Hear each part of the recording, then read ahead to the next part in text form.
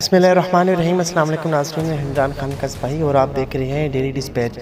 رانا ثناء اللہ نے ایک نیوز شو میں عمران خان کو کھلم کھلا دھمکی دی ہے اور اس بات کا بھی اعتراف کیا اس لیے کہ عمران خان جس بات پر اڑ جاتا ہے پھر یو ٹرن نہیں لیتا۔ یہی یو ٹرن کہنے والے اب خود مانتے ہیں کہ عمران خان یو ٹرن نہیں لیتا۔ عمران خان اگر باہر آ گیا، کہتا ہے کہ اگر عمران خان اگر باہر آ گیا تو وہ ہم میں سے کسی کو نہیں چھوڑے گا۔ رانا ثناء اللہ کس بیان پر جس میں انہوں نے عمران خان کے بارے میں کہا ہے کہ اب تو یا تو عمران خان کا وجود باقی رہے گا یا پھر ہمارا اس بیان پر کے پی کے کی جو حکومت ہے وہ بھی رانا ثناء اللہ پر ایف آئی آر درج کروانے کا سوچ رہی ہے۔ پہلے یہ ذرا اس کا بیان سنیے۔ معاملہ یہ ہے کہ بانی پی ٹی آئی جو ہے وہ بنیادی طور پہ یعنی یہ ملک جس برے حال کو پہنچ چکا ہے نا، اس کی بنیادی وجہ اس کی ذات ہے۔ وہ سوچ یہ ہے کہ میں ہوں، اس کے علاوہ اور کوئی نہیں ہے، میں کسی کو نہیں چھوڑوں گا۔ لیکن رانا صاحب اب تو وہ کہہ رہے ہیں کہ باہر آ کر وہ فتح مکہ ماڈل اپنائیں گے۔ اب تو وہ فتح مکہ ماڈل کی باتیں کر رہے ہیں۔ اگر وقتی طور پہ کوئی اگر وہ کر بھی لیں تو آپ ان کا پورا ٹریک دیکھ لیں۔ اس وقت ان کی عمر میرا خیال ہے کوئی 73 سال کے قریب ہے جی۔ آپ ان کے پچھلے جو ہے وہ 50-53 سال دیکھ لیں، وہ آدمی جو ہے وہ اس بات سے پیچھے ہٹ ہی نہیں سکتا، وہ باز نہیں آ سکتا۔ وہ جہاں پہ ہے اب 73 سال کی عمر میں وہ وہاں سے کیسے پیچھے ہٹے گا؟ رانا صاحب لوگ ان کے ساتھ ہیں نا، لوگ ان کے ساتھ ہیں۔ الیکشن بھی یہی بتا رہا ہے۔ جب آپ اس طرح کی بات کریں گے کہ اگر یہ بات یعنی یہاں تک پہنچ چکی ہے کہ کوئی ریکنسیلیشن ممکن نہیں، کوئی بات چیت آگے نہیں بڑھ سکتی، تو یہ تو ہم پھنس جائیں گے، پھنس گئے ہیں، پھر بری طرح پھنسے ہوئے ہیں۔ معاملہ یہ ہے کہ ہم ایسے پھنس گئے ہیں کہ ہم اب اس سے نکلنا جو ہے وہ ہمارے لیے، چلے میں ناممکن نہیں کہتا لیکن مشکل ترین ہے۔ یعنی میں یہ بات جو کر رہا ہوں میں یہ ایکسپیرینس کی بنیاد پہ اوپر کر رہا ہوں، اور باقی آپ اس کو نوٹ فرما لیں۔ آگے آنے والے میرا خیال ہے 6 ماہ میں 1 سال میں فیصلہ ہو جائے گا۔ اب یہ جو قضیہ ہے اب اس سے اور زیادہ دیر ملک برداشت کر ہی نہیں سکتا، تو یا ایدر وے ادھر یا ادھر کوئی نہ کوئی فیصلہ ہو جائے گا۔ وہ کیا ہو سکتا ہے فیصلہ ادھر یا ادھر؟ یہ 6 ماہ بعد، سال بعد بھی آپ یہ کہیں گے کہ میں نے درست کہا ہے۔ نہیں، ادھر یا ادھر سے کیا مراد ہے؟ ادھر کا فیصلہ یہ ہے کہ کوئی ایک فریق نہ رہے، یا ادھر کا فیصلہ ہے کہ کوئی فریق نہ رہے؟ مطلب یہ تو بڑی آپ سخت بات کہہ رہے ہیں۔ عمران خان کا یہ فلسفہ ہے کہ میں کسی کو نہیں چھوڑوں گا۔ اگر اس کا بس چلا تو وہ کسی کو نہیں چھوڑے گا، اگر باقیوں کا بس چلا تو پھر وہ ختم ہو جائے گا۔ یہ تو اس کا بنیادی تھیسس ہے، اس سے تو اس نے پیچھے ہٹنا۔ تو رانا صاحب پھر آپ ابھی پولیٹیکل کنسنسس کی بات کر رہے تھے، تو وہ پولیٹیکل کنسنسس کس کے ساتھ؟ بانی پی ٹی آئی نہیں تو پھر پولیٹیکل کنسنسس کس کے ساتھ؟ آپ کس کی بات کر رہے تھے؟ عمران خان کے ہوتے ہوئے کوئی پولیٹیکل کنسنسس نہیں ہو سکے گا، یہ میری بات نوٹ فرما لیں۔ اچھا رانا صاحب یہ بتائیے گا کہ اب ذرا الیکشن سے آگے، کہ الیکشن میں جو الزامات لگ رہے ہیں وہ تو اتنے شدید ہیں کہ پی ٹی آئی کہتی ہے کہ ہماری تو تقریباً 2/3 سیٹیں تھیں، اور نواز شریف صاحب کے سیٹ کے حوالے سے بھی ان کے تحفظات موجود ہیں، بلکہ اب تو ریکارڈ پہ آ چکے ہیں۔ اگر تو جمہوریت ہو، اگر جو ہے وہ رول آف لا ہو، تو پھر تو اور بات ہونی چاہیے نا۔ پھر تو جوڈیشل کمیشن ہونا چاہیے، پھر تو جو ہے وہ انکوائریز ہونی چاہیے، ویریفیکیشن ہونی چاہیے۔ یہاں پہ تو معاملہ یہ ہے کہ ایک آدمی آپ کے سامنے کھڑا ہے، وہ آپ کے وجود سے انکاری ہے اور وہ آپ کے وجود کو ختم کرنا چاہتا ہے۔ آپ اس کے سامنے کھڑے ہیں، دوسرے پہ تو اس کے وجود کو ختم ہی کرنا چاہتے ہیں۔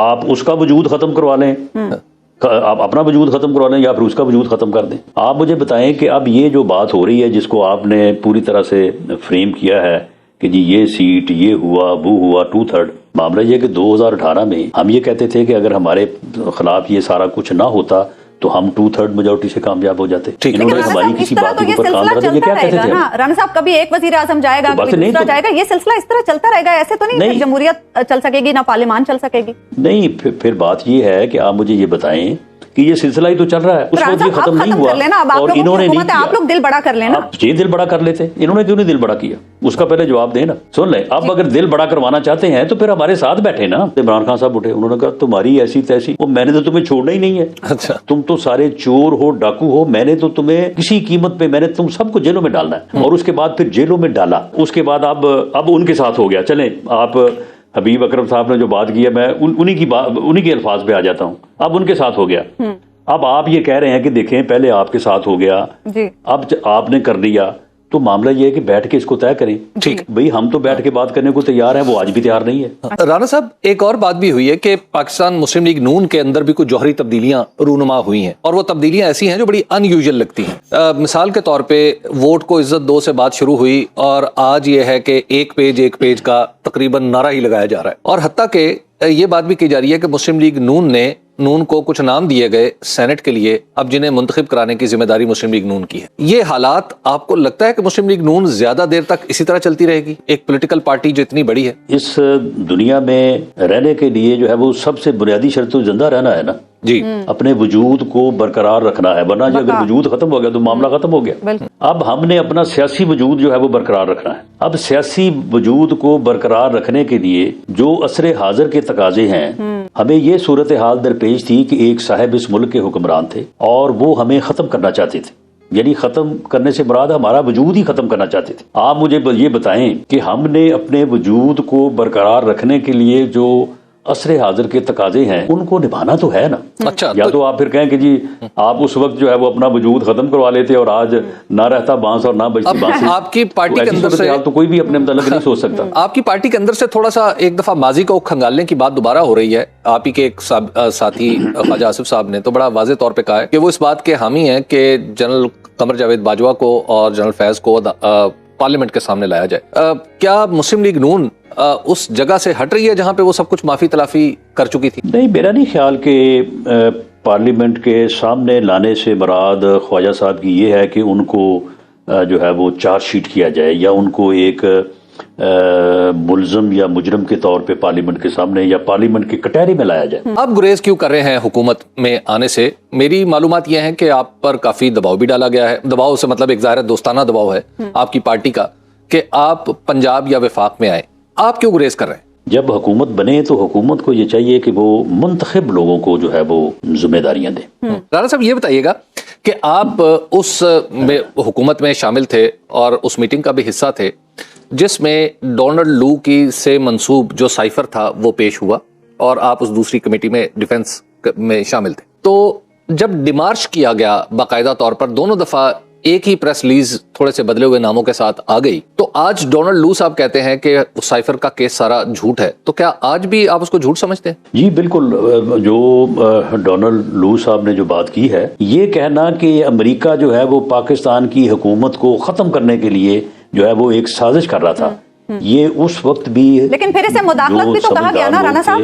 جی نہیں، یہ مداخلت بھی نہیں ہوتی. رانا صاحب آپ کی حکومت نے بھی یہی کہا تھا، ملک کے مفاد کو استعمال کیا گیا. آپ کی حکومت اور اس میٹنگ آپ بھی سلامتی کمیٹی کے آپ بھی اس کے حصہ رہے ہیں بطور وزیر داخلہ. یہ ایک روٹین کی باتیں ہیں، اپنے خیالات کا اظہار ہم بھی کرتے رہتے ہیں. تو رانا صاحب پھر اس دن آپ کو نہیں چاہیے تھا کہ آپ لوگ کہتے کہ جناب یہ بالکل ایک فضول قصہ ہے، ہم نے جو کل کچھ دن پہلے کی پریس ریلیز ہے اس سلامتی کمیٹی کی اس کو واپس لیتے ہیں اور ہم کہتے ہیں کہ جناب ہم نے بس یہ کچھ بھی نہیں کرنا، اس قابل ہی نہیں ہے یہ انفارمیشن کے اس کے اوپر کوئی ڈیمانڈ. رانا ثناء اللہ نے خود اعتراف کیا ہے کہ اب ہم ایسے پھنس گئے ہیں کہ نکلنا ہمارے پاس تقریباً ناممکن ہے. ابھی عمران خان سے اس قدر خوفزدہ ہو گئے ہیں کہ ان کے پاس اب عمران خان کی جان لینے کے علاوہ کوئی راستہ ہی نہیں نظر آ رہا ہے ان کو.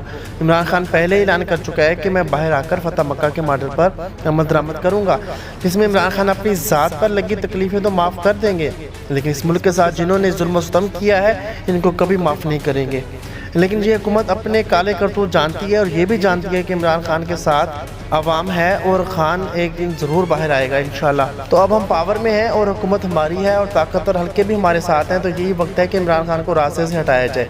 لیکن شاید یہ بھول گئے ہیں کہ مارنے والے سے بچانے والا بڑا ہے. پہلے بھی انہوں نے 3 بار عمران خان کو قتل کرنے کی کوشش کی.